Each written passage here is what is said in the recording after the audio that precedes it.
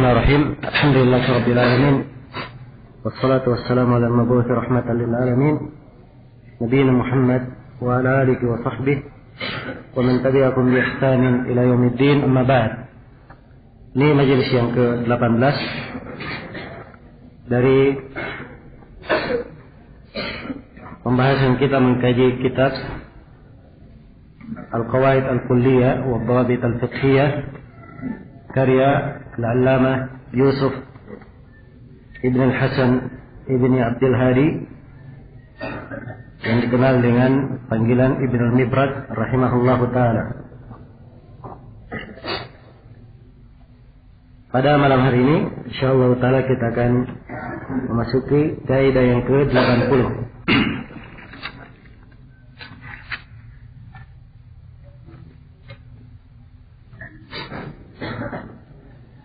Berkata penulis rahimahullahu ta'ala, As-Samanun.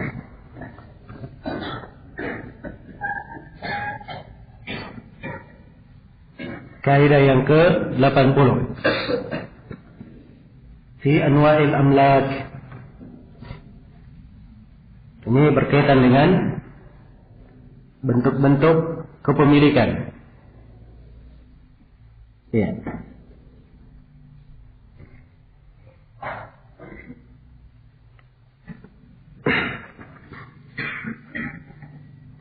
Mengetahui bentuk-bentuk kepemilikan dengan apa yang akan dijelaskan. Di sini juga mempunyai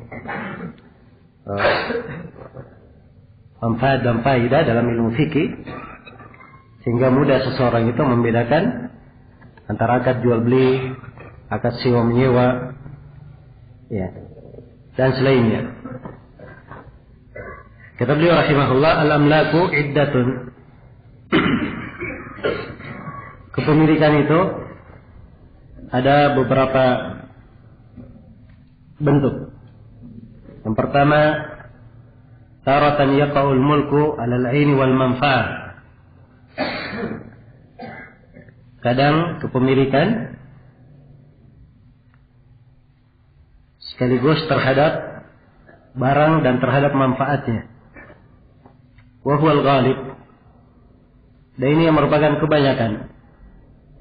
Ya, kebanyakannya kalau seorang punya barang dia miliki, maka dia manfaatkan barang itu. Dia punya motor misalnya, dia miliki motor tersebut dan dia manfaatkan, dia pakai. Dia memiliki rumah, dia tinggali rumahnya, dia miliki dan dia manfaatkan, dan seterusnya. Dan ini kebanyakannya. Ya. Yang kedua, wa taratan yaqau 'alal manfa'ah dunal ain fi mawadhi'. Dan kadang dia terjadi pada manfaat saja. Ya, kepemilikan pada manfaat saja, bukan pada ainnya, bukan pada bendanya. Ini pada beberapa tempat. Yang pertama kata beliau al-ijarah. Pada sewa menyewa. Sekarang seorang menyewa rumah. Rumah itu bukan milik dia. Ya, rumah bukan di kepemilikannya. Tapi hak tinggal di rumah itu, hak memanfaatkannya, itu adalah apa? Itu adalah miliknya. Ya, bercabang dari sini. Kalau misalnya saya menyewa rumah, ya, saya sewa selama setahun. Saya sewa selama setahun. Lepas 6 bulan, saya ingin pindah ke kota yang lain. Ya. Nah, saya masih punya hak sewa berapa? Setengah tahun. Maka hak saya ini saya sewakan kepada orang lain. Ini boleh atau tidak? Boleh, sebab saya memiliki manfaat. Saya memiliki apa? Manfaat. Jadi ini kepemilikan dalam sewa menyewa. Iya. Demikian pula kalau misalnya seorang rumahnya itu harus melewati tanah orang. Dia melewati tanah orang. Maka dia menyewa jalan untuk masuk ke rumahnya. Ya, jalan itu bukan milik dia, tanah orang. Tapi manfaat menggunakannya Ya, dalam miliknya karena dia sudah apa? Menyewanya. Yang kedua kata beliau wal ariyah. Al ariyah barang yang dia pinjamkan. Ya, kalau barangnya dipinjamkan, orang yang meminjamnya itu hanya punya hak memanfaatkan. Ya, kapan pemiliknya ingin mengambilnya, maka barangnya dikembalikan. Barangnya dikembalikan. Yang ketiga wal wasiyah bin nafa. Ketiga wasiat dengan memanfaatkannya. Wasiat dengan memanfaatkannya. Iya. Jadi seorang berwasiat. Nah, seorang berwasiat bahwa sebuah rumah itu diwakafkan untuk penuntut ilmu. Maka sepanjang dia seorang penuntut ilmu, dia punya hak untuk apa? Memanfaatkannya. Dia boleh untuk memanfaatkannya. Baik. Ini yang kedua ya, bentuk dari manfaat. Kemudian yang ketiga, atau bentuk dari kepemilikan. Dia hanya memiliki manfaat, tidak memiliki bendanya. Kemudian yang ketiga, wataratan yaqa'u 'alal aini dunan nafa. Ya, dan ini lebih jarang lagi yang terjadi yang ketiga. Ya. Kepemilikan hanya pada bendanya, bukan pada manfaatnya. Bukan pada manfaatnya. Disebutkan di sini oleh penulis dua contoh. Yang pertama, fima idza awsa bil aini li syakhsin wa bin naf'i li akhar. Iya.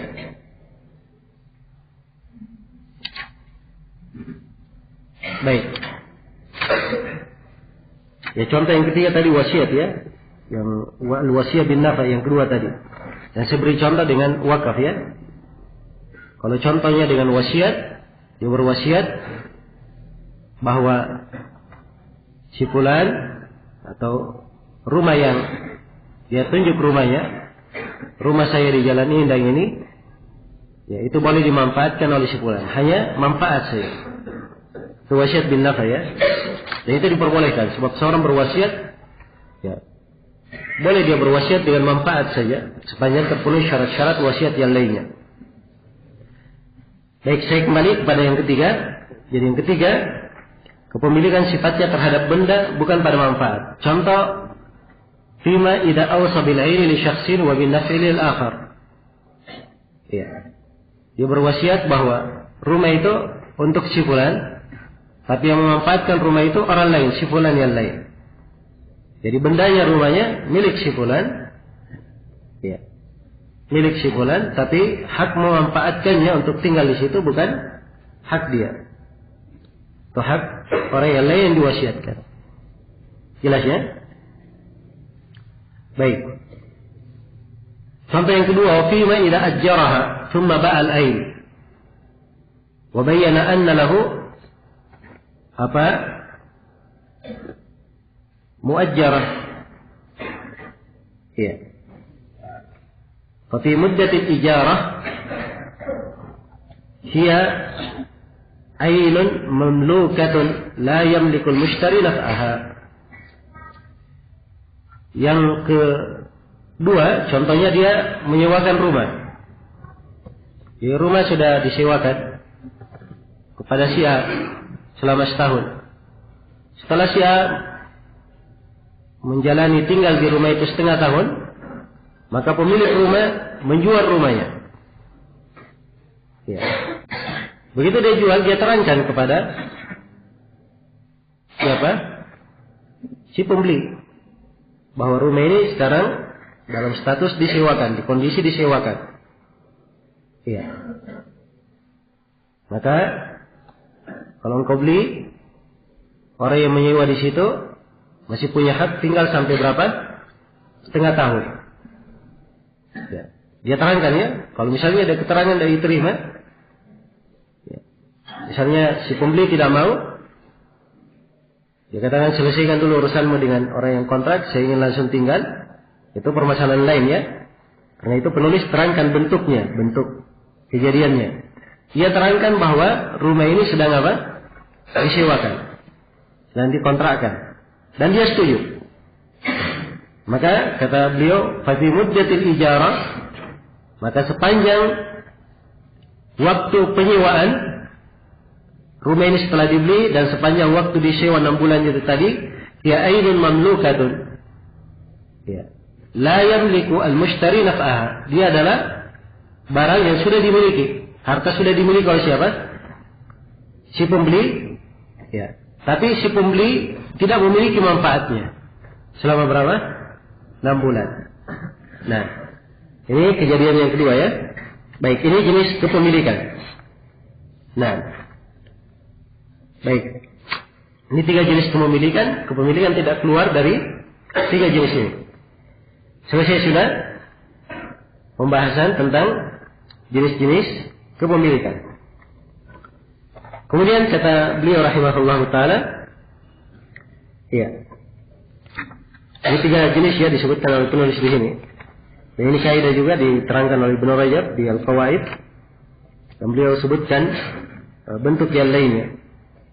Beliau sebutkan bentuk yang lainnya.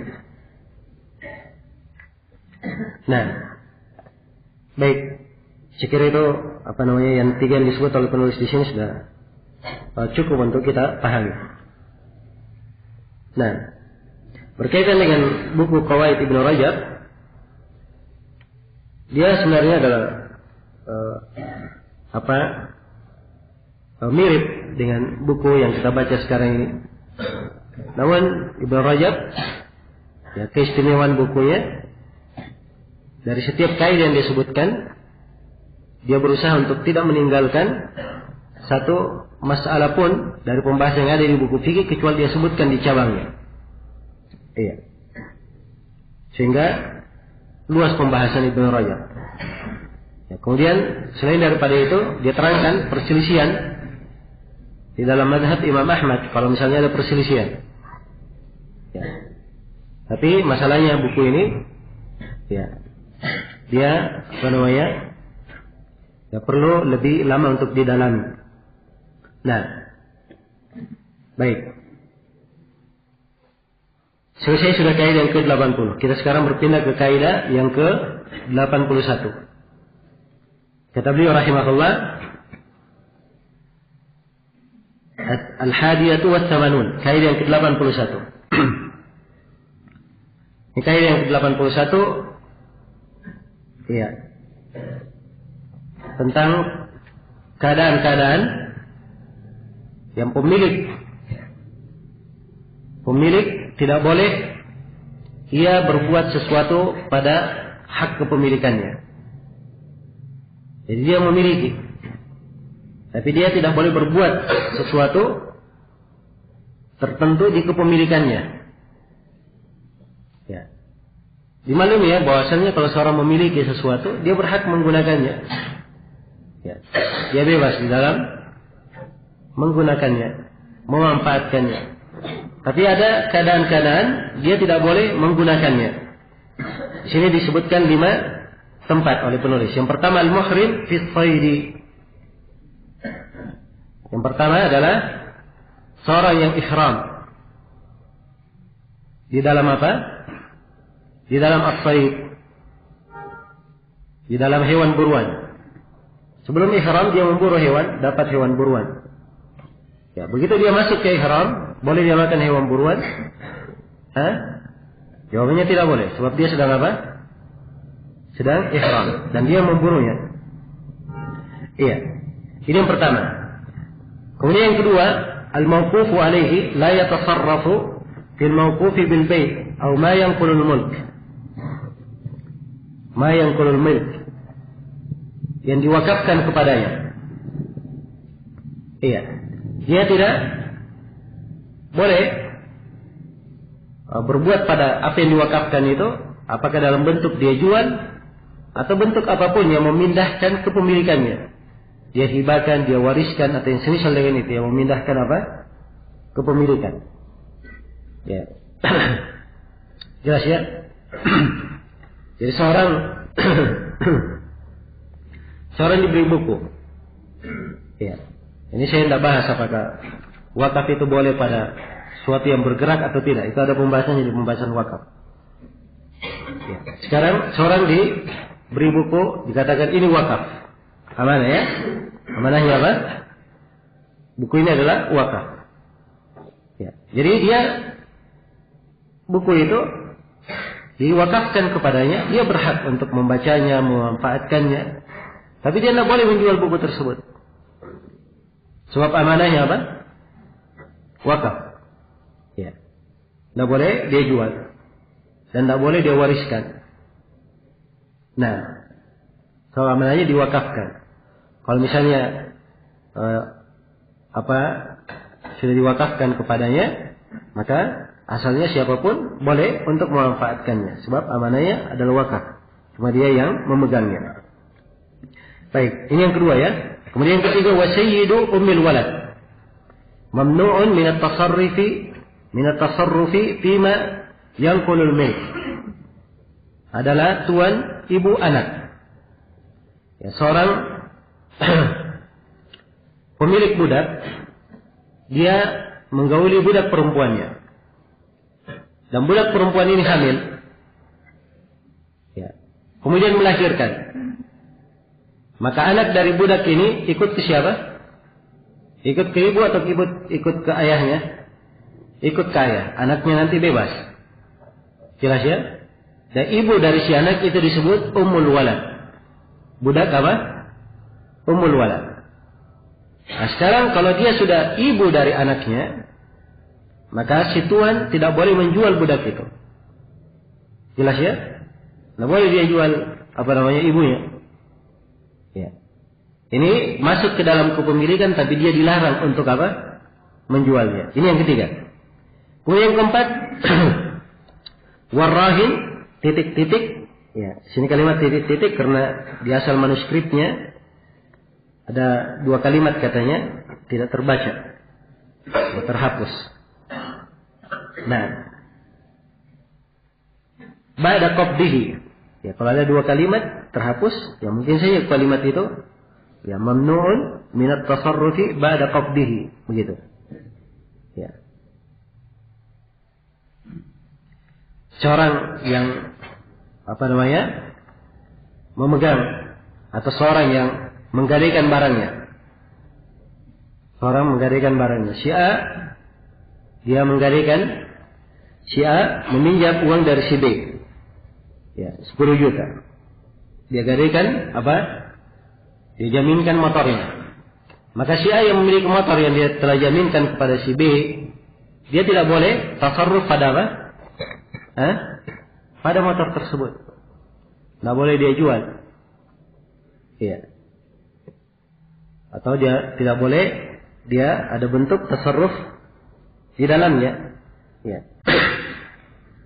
Kecuali kalau si pemegang gada itu mengatakan sudah tidak apa-apa, saya bebaskan kamu dari barang jaminan. Itu lain lagi masalahnya. Jadi sepanjang sudah dipegang sebagai barang gadaian, maka tidak dimanfaatkan oleh tuannya. Masih di kepemilikannya, masih di kepemilikan orang yang menggadaikannya, tapi dia tidak manfaatkan. Kemudian yang kelima, al-mushtari, kata beliau, wal-mushtari fi muddatil khiyar. Dan seorang mushtari yang memberi di muddatil khiyar, di masa khiyar. Seperti dia beli mobil 100 juta. Dia katakan saya beli dengan harga 100 juta, tapi dengan syarat saya diberi waktu luang 3 hari. Untuk apa? Untuk mencoba mobil ini. Iya. Maka selama 3 hari ini mobil itu tidak boleh dia jual. Dia hanya sekedar mencobanya. Ya, sebab ya walaupun dia sudah membelinya, tapi karena di masa khiyar, maka tidak boleh dia jual. Dan sudah berlalu bersama kita, kepemilikannya dihitung kepemilikan apa? Kepemilikan yang belum sempurna. Baik, ini beberapa contoh ya dari kaidah. Sebutkan di sini oleh penulis.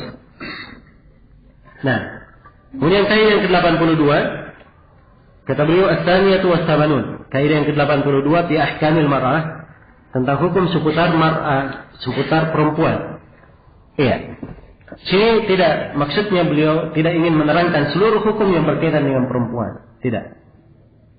Tapi beliau ingin menerangkan dua sudut pembahasan di sini. Iya, tentang kedudukan perempuan kalau dibanding laki-laki. Iya. Kata beliau, al-mar'atu 'ala nisfi min ar-rajuli fi mawadhi'. Seorang perempuan itu dia kedudukannya 1/2 dari laki-laki. Kedudukannya 1/2 dari laki-laki pada beberapa tempat. Ya, ini kaidah ya. Ya, kalau paham kaidah ini, ya mudah. Karena pada selain tempat yang disebutkan oleh penulis, laki-laki dan perempuan sama. Jadi kalau dia hafal tempat-tempat ini, ya dia ditanya di tempat yang lainnya, maka mudah menjawabnya. Laki-laki dan perempuan sama di situ. Jelas ya? Sekarang tempat yang pertama adalah fil miras, pada warisan. Ya, laki-laki dan perempuan berbeda di situ, di mana laki-laki mendapatkan 2 kali lipat dari jatah apa? Perempuan. Allah firman, yusikumullahu fi auladikum lidzakari apa? Mithlu haddi al-unthayain. Allah berwasiat kepada kalian, pada anak-anak kalian, anak laki-laki mendapatkan 2 kali lipat bagian dari anak apa? Perempuan. Baik. Jelas sampai sini ya? Di dalam warisan itu perempuan mendapat setengah dari bagian apa? Dari bagian laki-laki. Iya. Kemudian yang kedua, tempat yang kedua, waldiyah. Wadiyah, di dalam masalah dia. Ya, kita sudah singgung tadi tentang dia. Dia ini adalah hal yang dibayar karena ada apa? Ada jinayah. Dia melakukan pelampauan batas, ya, terhadap jiwa, harta, ataupun kehormatan. Ini disebut apa? Terhadap badan dan terhadap badan. Ini disebut dia. Ya. Baik. Sekarang sudah kita jelaskan bahwa dia itu yang paling kuatnya diukur dengan apa? Dengan emas, perak, unta atau kambing atau sapi. Ya. Paling kuatnya diukur dengan unta. Itu dia ya. Jadi kalau misalnya ya, seorang apa laki-laki ya dirusak rambutnya, jadi rambutnya hampir tidak bisa tumbuh. Ini dianya apa? Berapa dianya? Sempurna atau setengah? Hah? Sempurna? Hah?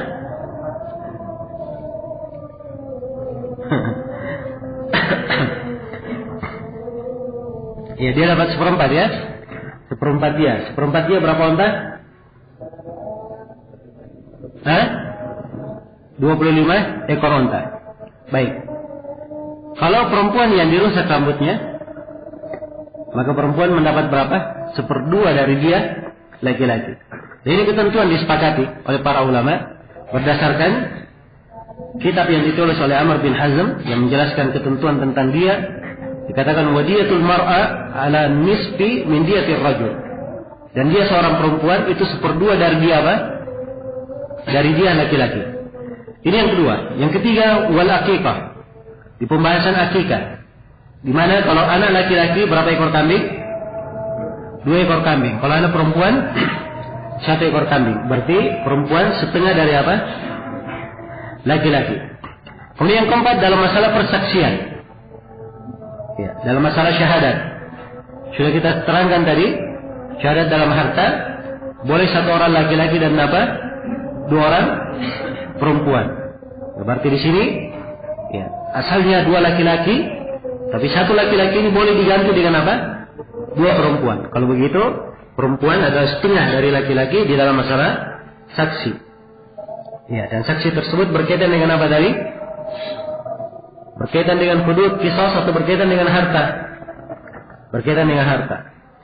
Baik, yang kelima wal itiq, dalam pembebasan. Ya. dalam pembebasan. Disebutkan oleh fuqaha hadits, ya saya sendiri belum periksa kedudukan haditsnya, tapi ini yang mereka maksudkan, di mana disebutkan hadits bahwa membebaskan budak laki-laki itu keutamaannya ya 2 kali lipat dari keutamaan membebaskan budak apa? Budak perempuan. Baik. Kemudian yang keenam, dalam masalah al-atiyah, dalam masalah pemberian. Ya, dalam masalah pemberian. Yang keenam ini letak silang pendapat. Ya. Letak silang pendapat. Apakah ia betul seperti itu? Kalau dia betul, itu pun sebagian ulama memasukkannya ke pembahasan warisan. Memasukkannya ke pembahasan warisan. Sebab mereka yang mengatakan di dalam pemberian laki-laki atau perempuan 1/2 dari laki-laki, itu juga mereka berdalilkan dengan apa? Dengan ayat warisan. Berdalilkan dengan ayat warisan. Dalam pemberian begini. Jadi seorang ayah ingin memberi anak-anaknya. Ya, ayah ini dia punya 5 orang anak. 2 perempuan, 3 laki-laki. 2 perempuan, berapa? 3 laki-laki. Ya. Dia punya duit 400 juta. Ingin dia bagi. Ya. Kalau dibangun di atas pendapat penulis di sini, maka laki-laki dapat 100, 100, 100. Perempuan dapat berapa? 50, 50. Jelas ya? Ya. Karena mereka berdalilkan dengan ayat lidzakari mithlu hadzil unthayain. Laki-laki itu ya mendapatkan 2 kali lipat bagian perempuan. Kata para ulama di dalam warisan, dan dia sifatnya pemberian, ya, sifatnya pemberian yang langsung jatuh pada ahli waris, dilipat gandakan hak laki-laki di atas perempuan.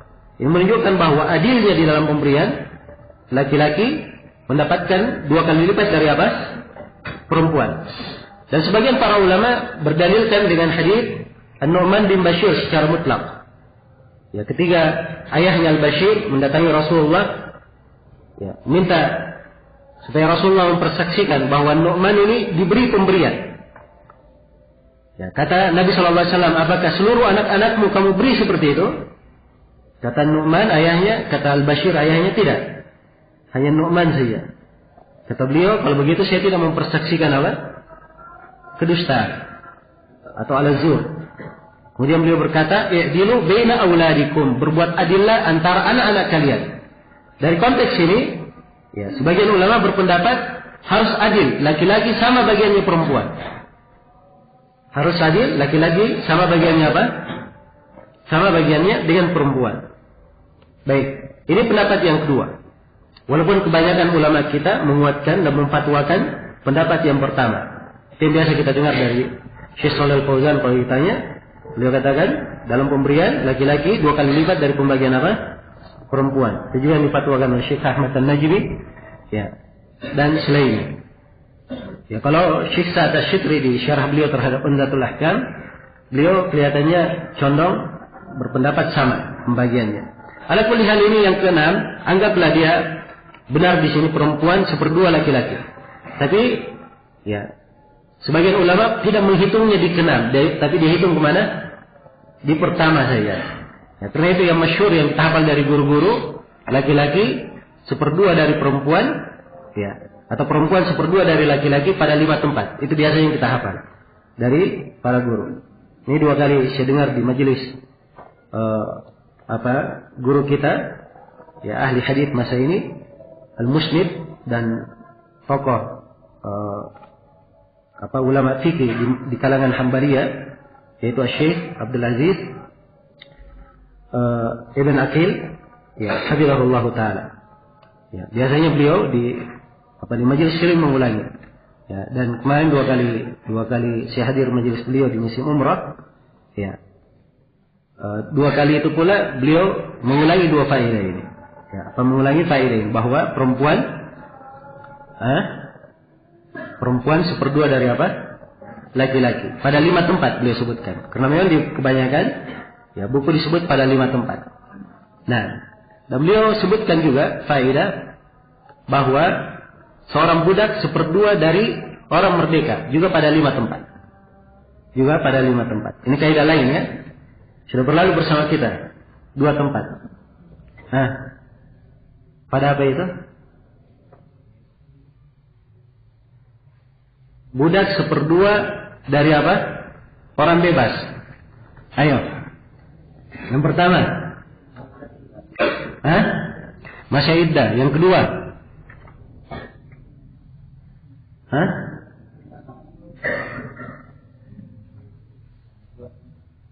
Yang kedua. Dalam masalah nikah. Iya kan? Ya. Kalau bebas nikah berapa? 4. Kalau dia 2 paling banyak. Terus.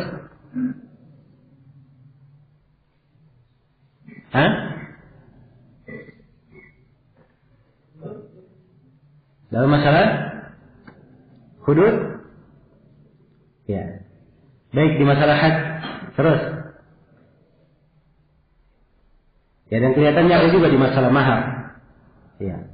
Di masalah penyebutan mahar misilnya. Tempat yang kelima. Ya, kemarin saya sebut yang kelima. Ya, sekarang saya lupa yang kelima yang kemarin. Ya, baik. Yang kemarin saya lupa maharnya. Sekarang yang lainnya lupa. Baik. Sekarang kita lanjutkan kaidah penulis, kaidah yang ke-52. Kata beliau, wa tusawi ar-rajul fi asya'. Ya, dan perempuan itu sama dengan laki-laki pada banyak keadaan. Ya, di sini banyak keadaan sebenarnya penulis hanya ingin ingin memberi contoh, sebab di banyak contoh yang beliau sebutkan di sini, kadang ada orang memahami bahwa laki-laki tidak sama dengan perempuan. Tapi kalau sudah kita ambil kaidah awal tadi, perempuan itu 1/2 dari laki-laki pada 6 tempat, artinya selain 6 tempat itu berbeda atau tidak? Sama kan begitu? Tapi kenapa penulis membawakan contoh-contoh lagi? Nah, ini sini karena beliau ingin mengingatkan. Ada sebagian orang menyangka ada perbedaan, padahal sebenarnya apa? Tidak ada perbedaan. Karena itu beliau katakan seorang perempuan sama dengan laki-laki pada beberapa tempat. Yang pertama, al-jirah, ma lam yablugh thulutsad diyah. Ya, pada luka. Ya. Pada luka sepanjang tidak sampai ke 1/3 dia. Ini ada ketentuan di 1/3 dia, di dalam dia. Ya. Si perempuan dia adalah 1/2 dia laki-laki, tapi disyaratkan itu kalau dianya tidak mencapai apa? Ya, kalau dianya lebih dari 1/3. Lebih dari 1/3. Kapan dianya 1/3, maka dia sama dengan laki-laki. Kemudian yang kedua, fit taharah, di dalam bersuci. Dalam bersuci saja, sama saja, laki-laki dan perempuan sama. Dalam mengusap kepala juga yang paling penting di sini. Ya, sama dengan laki-laki. Nah, sebagian orang membedakan. Nah, kemudian yang ketiga atau yang keempat, ya. Yang ketiga wafis salati, di dalam salat. Ya, juga kaifiat salatnya sama. Sudah kita terangkan ya di sebagian fikih Hambali tentang masalah duduknya ada perbedaan. Tapi yang benarnya dia adalah apa? Dia adalah sama. Ya, kemudian yang keempat waz zakat, di dalam masalah apa? Di dalam masalah zakat. Ini juga sama. Ya, tidak ada perbedaan. Ya. Kemudian yang kelima wasaum, di dalam masalah puasa. Dan yang keenam wal haji, di dalam masalah haji. Ya, di dalam masalah haji. Kalaupun ada perbedaannya, itu hanya masalah keringanan saja. Keringanan, misalnya bermalam di Musdalifah. Ya, kalau dia bawa perempuan tua atau perempuan yang lemah, ya, maka boleh mereka meninggalkan Musdalifah ya dari tengah malam setelah pertengahan malam berlalu. Yaitu keringanan namanya, bukan perbedaan. Kemudian yang ketujuh di dalam masalah al-hudud. Ya, perempuan sama dengan laki-laki dalam masalah hudud. Perempuan dibunuh oleh laki-laki, laki-laki itu dibunuh juga karena dia membunuh perempuan. Tidak ada perbedaan. Wa ghairi dalika, dan selainnya. Ya, dan selainnya. Jadi kalau sebut selainnya banyak selainnya ya. Ya, cuma di sini beliau sebutkan 7. Ya, karena ini ya kadang ada sebagian pembahasan yang mungkin disangkal sebagian orang berbeda, tapi sebenarnya sama. Ya. Kemudian kaidah yang ke-83. Berkata penulis rahimahullah, as-salisatu was-samanun. Kaidah yang ke-83. Ya, ini tentang di masalah orang yang digugurkan jenis hukuman kepadanya, misalnya digugurkan padanya hukuman mati, ya, tapi dilipat gandakan pada bentuk hukuman yang lainnya. Nah, ini pada beberapa bentuk akan diterangkan oleh penulis. Ya, ini juga termasuk pembahasan di peradilan. Karena itu jenis bagaimana dilipat gandakannya bagaimana, itu ada ketentuan-ketentuannya. Dan di sini penulis hanya membahasakan global, dilipat gandakan. Ya, jelas ya, kalimat dilipat gandakan. Ya, di sini diglobalkan. Baik. Kata beliau, man saqatat anhu al-uqubah du'ifat alaihi al-gharamah. Siapa yang gugur darinya ukubah. Ya, kata ukubah ini kata umum ya. Masuk di dalamnya qisas, ya, masuk di dalamnya had, ya, masuk di dalamnya ta'zir. Ya. Dia kata umum ukubah ini. Jelas ya? Baik. Siapa yang jatuh darinya ukubah, du'ifat alaihi al-gharamah. Maka gharamahnya dilipat gandakan. Ya. Gharamah itu secara bahasa sesuatu yang wajib dia bayar, itu gharamah. Sesuatu yang wajib dia bayar. Nah, dan gharamah ini dia semakna dengan ad-dhaman. Semakna dengan ad-dhaman. Ya. Hanya saja ad-dhaman dia memiliki makna yang lebih luas. Memiliki makna yang lebih luas daripada apa? Daripada al-gharamah. Maknanya lebih luas dari gharamah.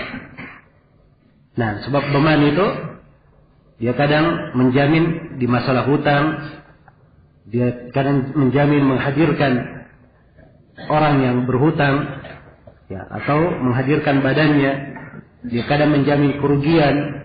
Kalau gharamah tidak, dia kaitannya dengan membayar, ya, menunaikan apa yang harus dia bayar, dia tunaikan, itu gharamah.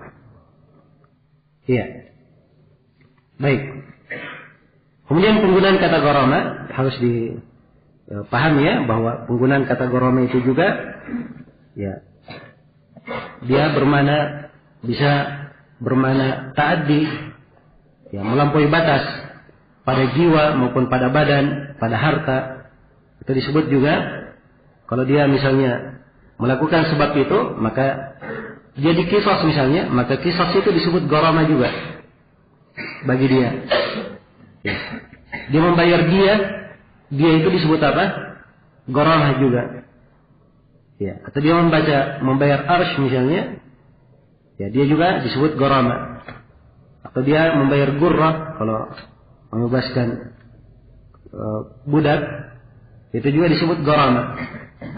Jelas. Jadi penggunaan kalimat gharamah ini banyak maknanya. Ya, karena itu kalau penulis katakan dilipat gandakan gharamahnya, nah itu dilihat kepada akar pembahasannya. Nanti bagaimana dia, jenis gharamahnya bagaimana, dan dilipat gandakannya itu, ini urusan, ya, semuanya ada rinciannya di pembahasan tentang hukum-hukum yang berkaitan dengan hudud. Kata beliau, fi suwarin minha, pada beberapa bentuk, pada beberapa kondisi. Yang pertama, idza qatalat binniyah amdan udhi'at ad-diyatu li izalati al-qawad. Ya. Apabila dia membunuh seorang dhimmi dengan sengaja. Ya, seorang mukmin membunuh kafir, dia tidak dibunuh karena membunuh kafir. Jadi hukuman bunuh jatuh. Ya, tapi karena dia membunuh sengaja, maka dia hanya dilipat gandakan. Li izalatil qawad. Ya, karena tidak ada qisas baginya. Qawad ini nama lain untuk qisas ya. Tidak ada qisas baginya. Baik. Ini contoh ya, atau bentuk yang pertama. Bentuk yang kedua, wa minha idza saraqa min ghairi hirzin fala qata. Wa tada'aful gharamah. Ya, ada yang mencuri. Tapi dia mencuri bukan pada hirzin, bukan pada harta yang dijaga. Ya, sebab salah satu syarat hukum potong tangan itu diterapkan kalau dia mencurinya pada harta yang dijaga, disimpan. Misalnya duitnya disimpan di laci, ya, atau disimpan di di bank terjaga. Ya. Duit itu diambil. Nah, ini baru kenapa? Hukum potong tangan. Tapi kalau barangnya tersebut, ya, adalah barang yang tidak terjaga, misalnya disimpan di luar rumahnya, kemudian diambil, ya, maka ini tidak dipotong tangan karenanya. Jelas ya? Jadi dia mengambil barang curian, betul hukum potong tangan dijatuhkan, tidak dipotong tangannya. Tapi gharamanya apa? Dilipat gandakan. Jenis gharamanya apa? Ini pembahasannya terkait dengan pembahasan hukum potong tangan. Baik. Kemudian yang ketiga, tidak saraqa samaran atau kasran fala qata. Demikian pula kalau dia dia mencuri, ya, samar, apa? Buah atau kasran, ya, atau kasran, ya, dari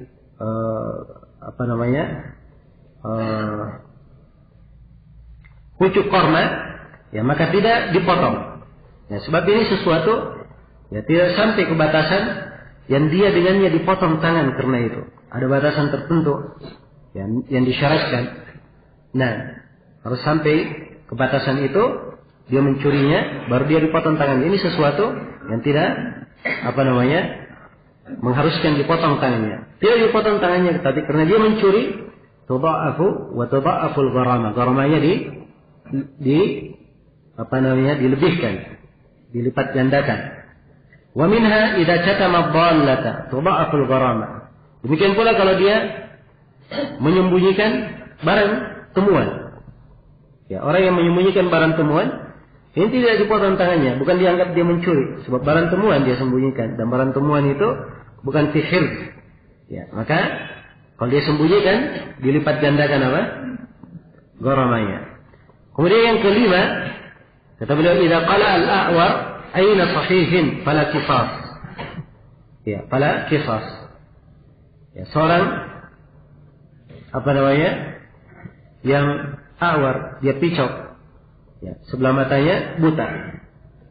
Nah, dia menghilangkan, membuat cacat satu mata orang lain.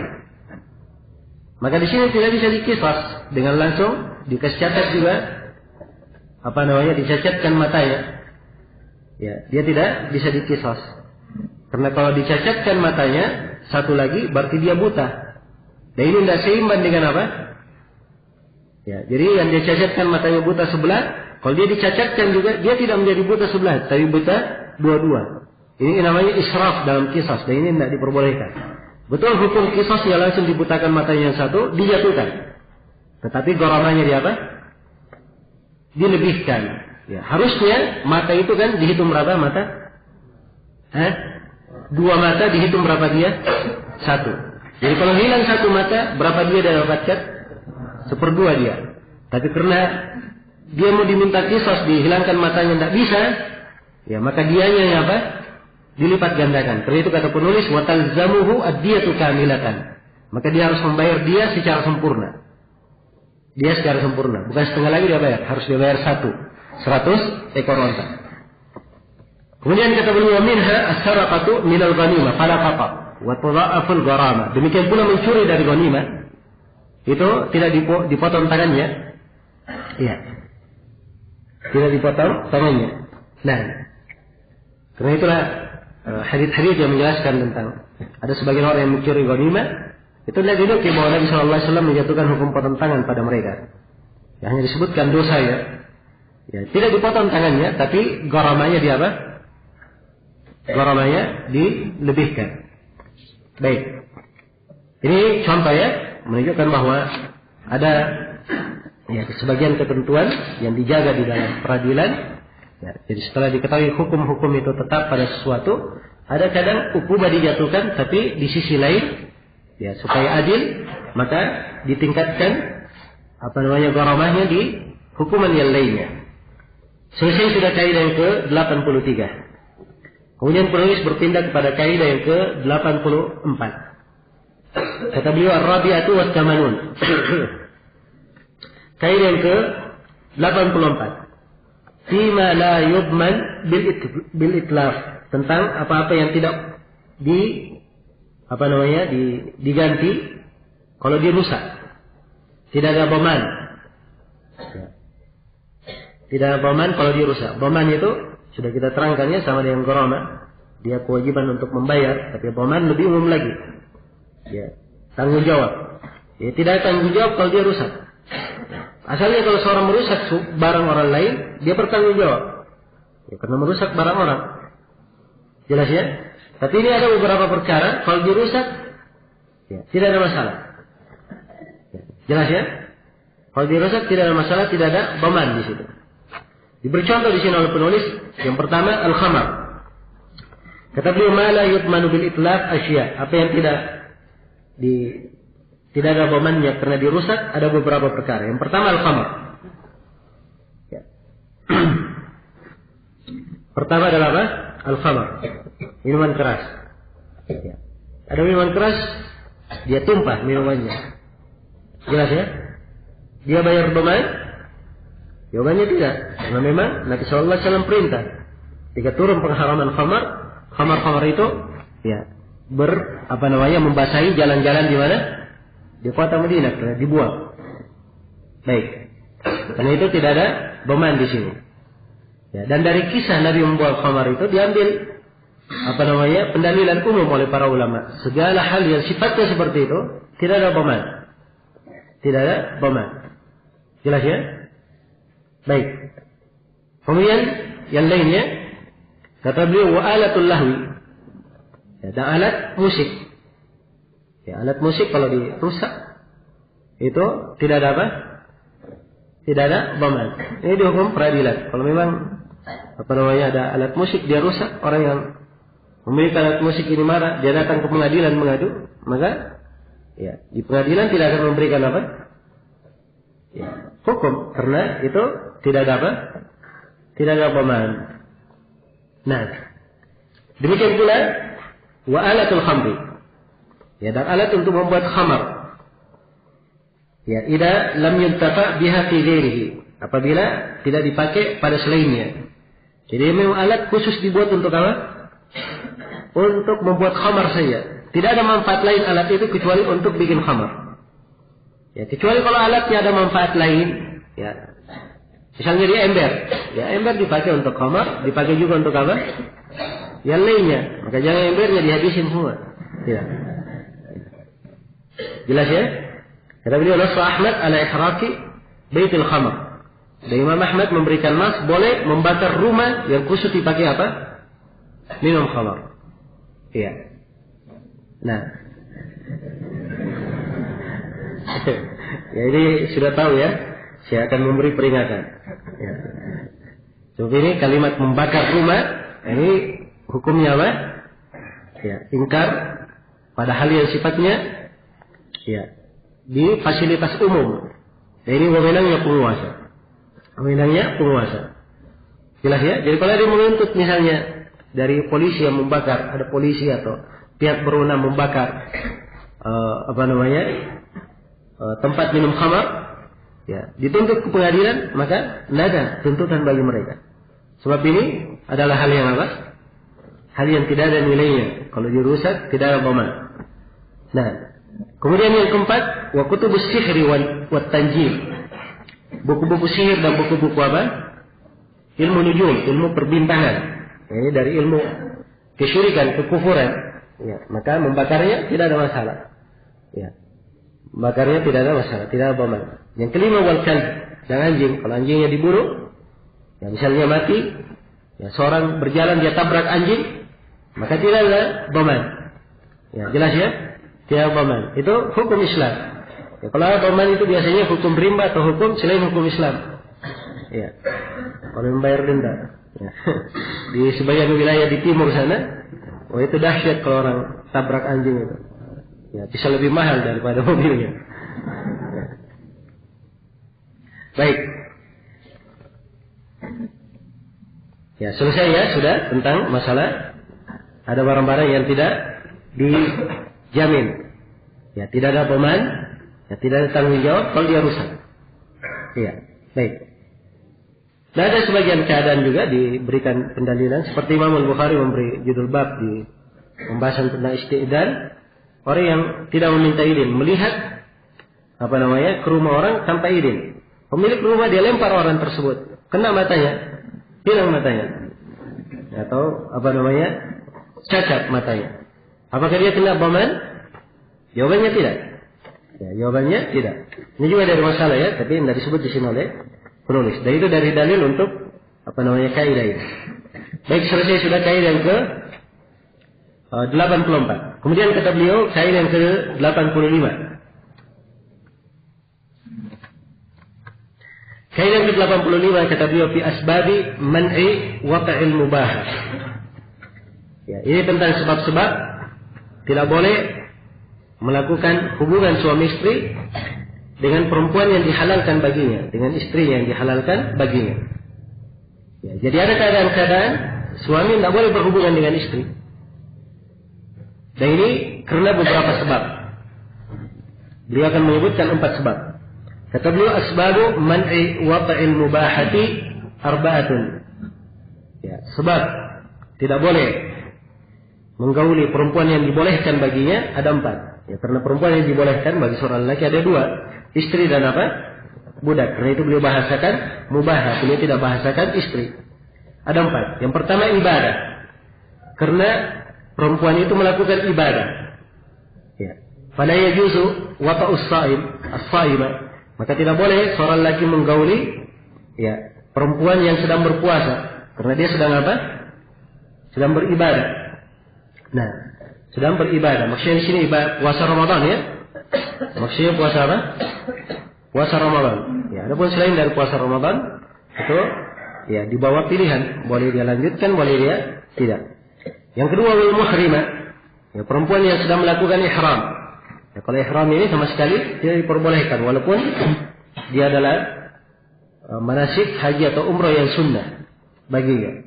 Karena haji dan umrah itu walaupun dia sunnah, tapi kalau dia sudah mulai melaksanakannya, maka dia wajib untuk menyelesaikannya. Wajib untuk menyelesaikannya. Ya.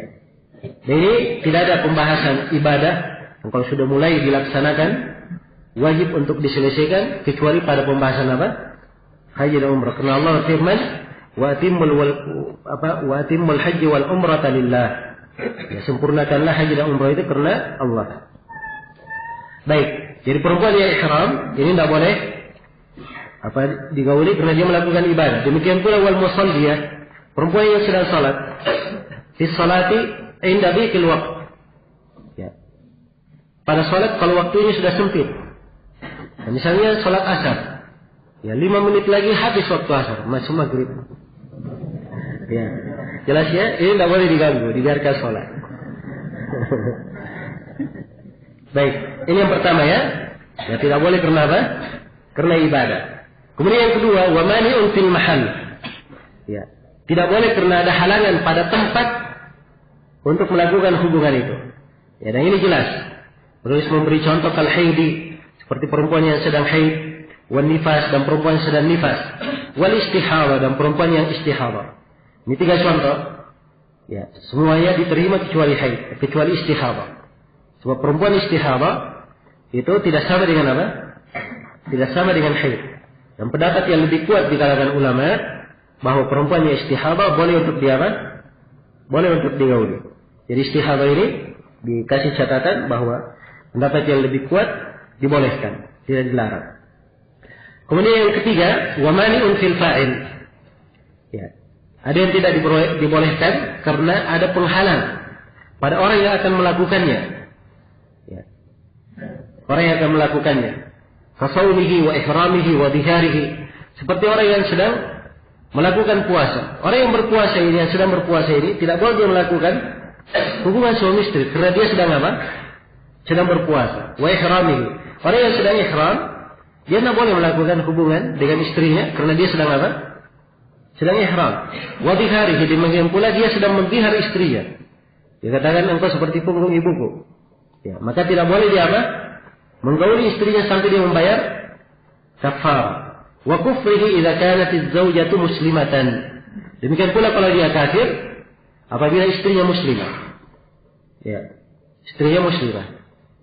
Seorang perempuan muslimah menikah dengan laki-laki. Kemudian laki-laki ini murtad. Dia menjadi kafir. Ya. Maka pada saat itu dia tidak boleh disentuh oleh siapa? Oleh suaminya. Nah, karena dia kafir. Dia kafir. Baik. Kemudian yang kelima, wa mani'un fil maf'uli bihi. Dan ada halangan pada orang yang akan dilakukan padanya. Maksudnya pada si perempuan. Kalau tadi pada si laki-laki ya yang ketiga. Ya, yang akan berbuat. Kalau ini pada orang yang dilakukan padanya, pada si perempuan. Min saumihi karena dia puasa, wa ihramihi karena dia apa? Sedang ihram, wa islamihi karena dia muslimah. Ya, zaujatan kanat atau amatan atau umma walad. Ya, karena dia Islam, maksudnya karena perempuan ini Islam sedangkan suaminya apa? Suaminya kafir. Apakah dia sebagai istri atau sebagai budak perempuan atau sebagai apa? Sebagai ibu dari anak. Nah, selesai sudah ya kaidah yang ke-85. Dari kaidah oleh penulis apa? Beliau gabungkan ya, sebab ini di banyak pembahasan. Mungkin kita membaca fikih, kita bahas pembahasan haid, ya, kita bahas pembahasan puasa, pembahasan haji, pembahasan zihar, ya, pembahasan nikah, tidak boleh nikah antara laki-laki dan perempuan. Ada yang sebutkan tidak boleh antara suami dan istri, tidak boleh antara suami dan istri. Di banyak di beberapa pembahasan. Maka di sini penulis mengumpulkan seluruh pembahasan itu dalam satu kaidah supaya mudah dia apa? Diingat dan seorang itu, ya, apa namanya, pemahamannya ya, betul-betul teratur. Ya, beda ya kalau dia berpisah pembahasannya.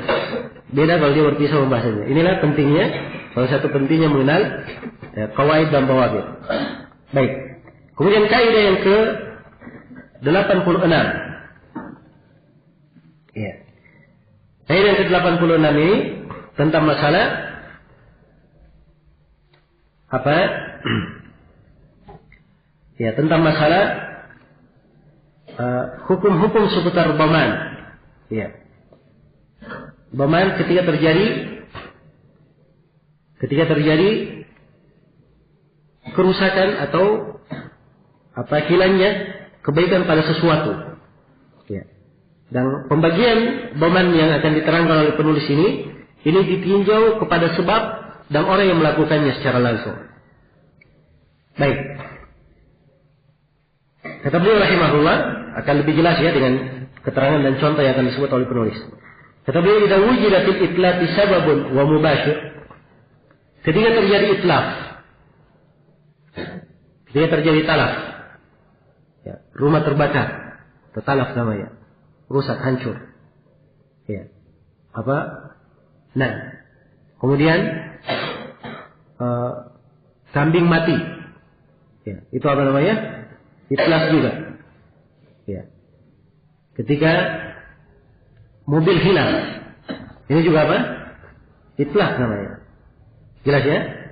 Ketika terjadi itlaq ini, ya.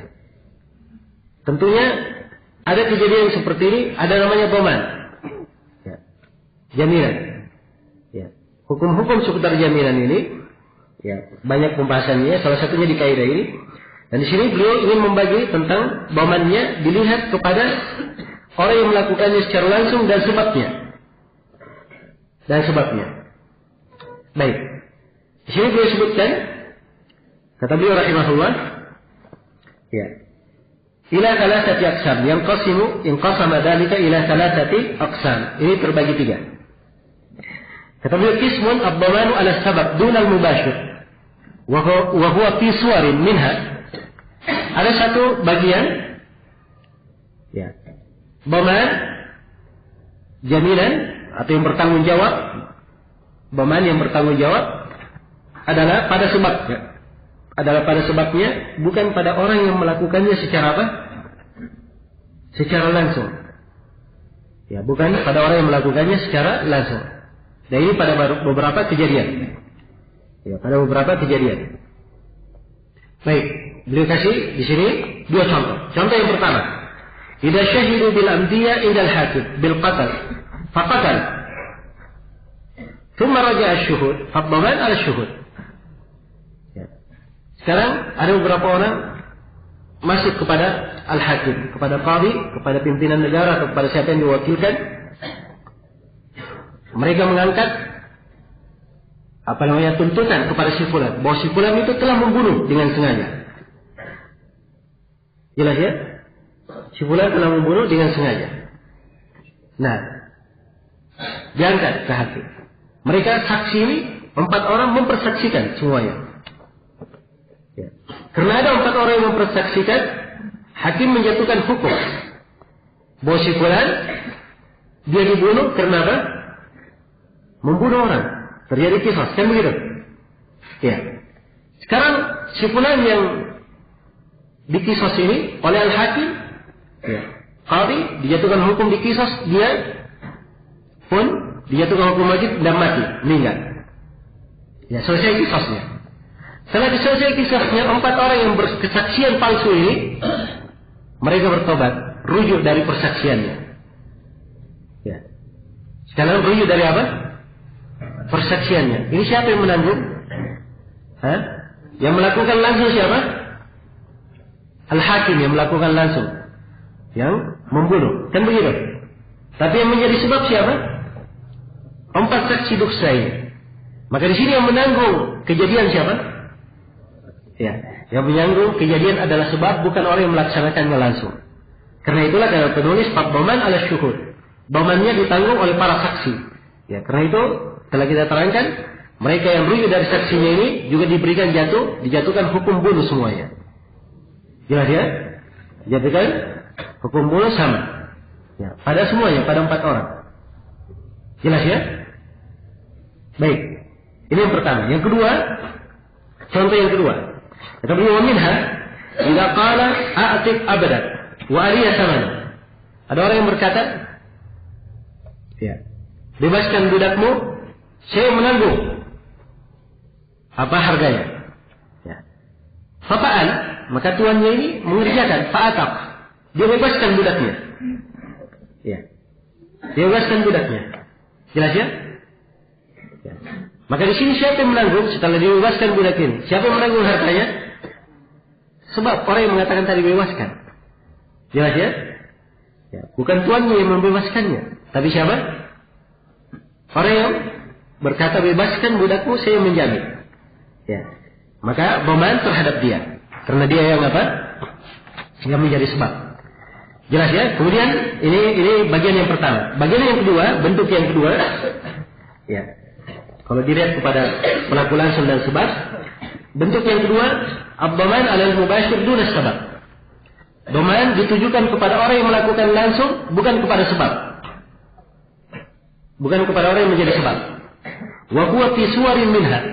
Dan ini pada beberapa keadaan. Ya. Ini pada beberapa keadaan di antaranya. Kata beliau, idza ta'awana li dhalimin wa dallahu wa hassana lahu dhulma rajulin fadhamanu 'ala al-mubashir duna sabab. Dan contoh, dia kerjasama dengan orang yang zalim, ta'awan li dhalim. Dia kerjasama sama orang yang apa? Yang zalim. Wa dallahu, dan dia tunjukkan. Jadi ada zalim, ya. Dia ingin cari siapa? Si fulan. Ya. Dia ingin membunuhnya. Ya. Jelas ya? Saya tahu. Ada si fulan, dia berkata, oh yang kamu cari itu ada di sana. Dia tunjukkan. Ya, dia tunjukkan. Maka ini yang menunjukkan adalah apa? Sebagai sebab. Kalau orang itu ternyata menemukannya dan membunuhnya, maka di sini dhaman terhadap apa? Orang yang membunuh, bukan orang yang menunjuk. Ya. Demikian pula kalau dia berkata kepada seorang, oh, itu si fulan memang keterlaluan. Wah, dia hasut, dia bicara. Ya bagusnya kamu kasih pelajaran saja. Ya. Nah, kasih pelajaran saja. Ya. Biasanya mereka bahasakan dibida saja. Ya. Kalau artinya dibina, ya. Dibidasakan. Ya. Jelas ya? Dikatakan begitu sama dia. Setelah itu orang itu akhirnya membunuhnya. Maka dia dhaman di sini ditanggung oleh siapa? Oleh orang yang membunuh, bukan yang menjadi sebab. Bukan yang menjadi sebab. Karena itu kata penulis, fadhamanu 'ala al-mubashir duna sabab. Dhaman ditanggung oleh orang yang melakukan langsung, bukan kepada sebab. Kemudian contoh berikutnya, wa kadzalika idza qala li rajulin ya'rifu tahrim al-qatl, uqtul fulanan, fadhamanu 'ala al-mubashir. Demikian pula kalau dia berkata kepada seorang lelaki. Lelaki ini paham bahwa membunuh itu haram. Ya, dia tahu. Ya. Dia berkata pada laki-laki tersebut, bunuh si fulan. Ya. Bunuh si fulan. Ternyata laki-laki itu betul-betul membunuhnya. Padahal dia paham bahwa membunuh adalah apa? Adalah haram. Maka di sini dhaman ditanggung siapa? Ditanggung oleh orang yang membunuh, bukan kepada mubashir. Ingat ya, saya sudah terangkan bahwa dhaman itu dia lebih luas daripada apa? Daripada gharama. Dhaman kadang pada harta, pada barang gadai, amanah yang diberikan, kadang pada pembahasan qisas, pembahasan hudud, itu kadang disebut apa semuanya? Dengan bahasa dhaman. Jelas ya? Tanggung jawab, dia bertanggung jawab. Baik. Wa kadzalika idza a'arahu sayfan aw sikkinan aw nahwa dzalika faqatala bihi fadhamanu 'ala al-mubashir. Demikian pula kalau dia pinjamkan pedang atau pisau atau yang semisal itu. Ya. Kemudian akhirnya orang itu membunuh dengan pisau dan pedang yang diberikan padanya. Maka di sini yang menanggung siapa? Dhaman terhadap orang yang membunuh langsung, bukan yang menjadi sebab, bukan orang yang meminjamkan itu tadi. Baik, jelas ya? Selesai sudah bagian yang kedua. Bagian yang ketiga, kita beri waqismun ad-dhamanu alaihima. Dan ada satu bagian, ya dhaman ditanggung mereka berdua sekaligus, yang melakukan langsung dan menjadi sebab. Ya. Wa huwa, dan ini pada apa? Satu keadaan disebutkan di sini oleh penulis. Tidak ada al-muhrim ala as-sayd. أو أشار إليه أو أعاره سكينا ونحوه فالضمان عليهما. Iya. Apabila seorang muhrim sedang melakukan ihram, dia tunjukkan kepada orang yang melakukan ihram yang lain. Jadi dua orang sama-sama melakukan apa? Ihram. Iya. Jelas ya? Sama-sama melakukan ihram. Yang pertama dia ingin membunuh hewan buruan. Yang kedua dia tidak mau membunuh. Tapi yang kedua ini berkata, ya, itu sana hewan buruannya, dia tunjuk. Ya. Atau ketiga, yang pertama ini sudah melihat hewan buruan, dia cari pisau. Ya. Langsung yang kedua berkata, ini pisaunya, cepat kejar. Ya. Jelas ya? Ada yang semisal dengan itu. Maka dhaman ditanggung oleh siapa? Ditanggung oleh dua-duanya. Ditanggung oleh dua-duanya. Karena memang ada hukum khusus bagi orang yang ihram. Ya. Dia tidak boleh membantu dengan bentuk bantuan apapun, dengan berbicara, dengan menunjuk, dengan meminjamkan atau yang semisal dengan itu. Jelas ya? Baik. Oke, ini tiga pembahasannya. Ya, dilihat kepada sebab dan orang yang melakukan langsung. Baik, selesai sudah. Kaidah yang keberapa? Ke-80. Tenang. Ya, satu lagi. Kaidah ke-87.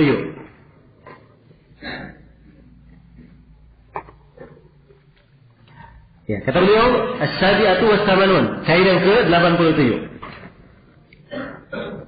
Ini tentang beramal dengan hukum kebiasaan. Ya, beramal dengan kebiasaan yang berjalan atau hal yang sudah apa? Sudah menjadi kelumrahan. Iya. Hal yang menjadi kelumrahan di tengah manusia. Kata beliau, al-amal bil adat fi mawadhi' minha. Beramal dengan kebiasaan pada beberapa tempat. Nah, ini yang kadang dibahasakan dalam kaidah fikih dengan bahasa al-adat apa? Muhakkamah. Kebiasaan itu menjadi hukum. Iya. Ini kaidah termasuk kaidah yang besar di kaidah-kaidah fikih. Ya, banyak pembahasannya sebenarnya.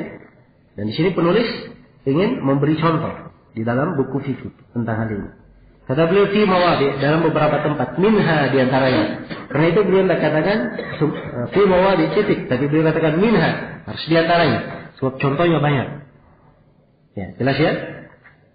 Yang pertama, al-ujra fi dukhulil hammam. Upah ketika masuk WC. Kalau masuk WC begitu keluar, ya, dia tidak tanya berapa harganya dia masuk, langsung saja dia kasih 1.000, 2.000. Sebab memang itu sudah harga apa? Sudah harga biasanya. Ya. Seorang ya naik angkot di sini, naik PT, ya, dari depan, dari Baji Rupa sini sampai ke kampus Unhas sana. Ya. Biasanya bayar berapa? 3.000 sekarang ya? Ya baik. Dia turun, dia nggak tanya sama sopirnya. Ya. Berapa bayarnya? Langsung dia 3.000. Sudah jalan. Ya. Sebab itu sudah apa? Sudah merupakan kebiasaan. Ya. Sudah merupakan kebiasaan. Jelas ya? Baik. Contoh yang kedua. Nah, wa min hal'ada fi rukubi safinati al-mallah. Ya. Seperti kebiasaan menumpangi ya, perahu nelayan. Ya. Ya, anda harus perahu nelayan, bisa perahu yang lainnya. Ya. Kalau dia perahu nelayan, ya biasanya jalan saja. Ya. Tapi kalau dia numpang, orang sudah tahu nelayan ini biasanya kalau tumpangi dikasih sekian, orang sudah paham. Jelas ya? Dikasih sekian. Nah, jadi tidak ada masalah, diberi upahnya. Ya, seperti kebiasaannya. Kemudian yang ketiga, wa min hal'adatu fi ujratid dabbah. Ya. Ini penulis berbicara tentang kebiasaan ya, kamar mandi, ya, perahu, ya. Di sini yang ketiga kebiasaan pada apa? Upah hewan yang dijadikan tunggangan. Sebab memang ini fasilitas yang ada di waktu itu ya ini. Ya, kalau di masa ini kan kita lain. Ada fasilitas lainnya. Ya, jadi kebiasaan pada sewa hewan. Ya, kalau dia menyewa unta misalnya, dipakai sehari upahnya berapa? Itu kalau sudah tahu kebiasaannya, dia kasih, tidak tanya nggak apa-apa. Jelas ya? Baik. Ya, sama dengan di masa ini. Kalau dia sewa mobil, ya, sewa tempat orang sudah paham. Ya, bayarnya berapa? Dan kadang, ya beberapa tempat itu berbeda. Ada sebagian tempat di kota beda dengan di desa. Ya, jelas ya? Seorang berobat di kota, wah mungkin habis 200.000, 300.000. Dia ke desa berobatnya, ya mungkin 50.000. Ya, jelas ya? Mungkin 50.000. Ya, seperti ada tempat berobat di tempat, ya dia di kota, ya, mahal kalau di kota. Satu kali diobati, ya, maka bayarnya mungkin di atas 100.000. Tapi kalau ke tempatnya di desa itu, orang-orang di kampung itu ngasih 10.000. Ya. Jelas ya, kita karena orang kota kita kasih 50. Ya. Jelas? Makanya seperti ini biasa, kalau merupakan kebiasaannya ada, sudah dikasih nggak apa-apa. Ya.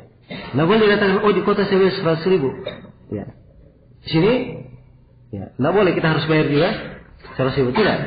Ini sudah kebiasaan. Orang beramal dengan hal yang merupakan kebiasaan itu adalah perkara yang dibolehkan. Baik. Kemudian yang ke berapa sekarang? Yang keempat, wa minha ar-ruju' ila adati nisa'iha fil haid zaman al-istihadha. Ini sudah berlalu ya di pembahasan haid. Ya. Dia kembali kepada kebiasaan kebanyakan perempuan pada saat istihadha. Ini pada dua keadaan dia kembali ke kebiasaan perempuan. Yang pertama apa?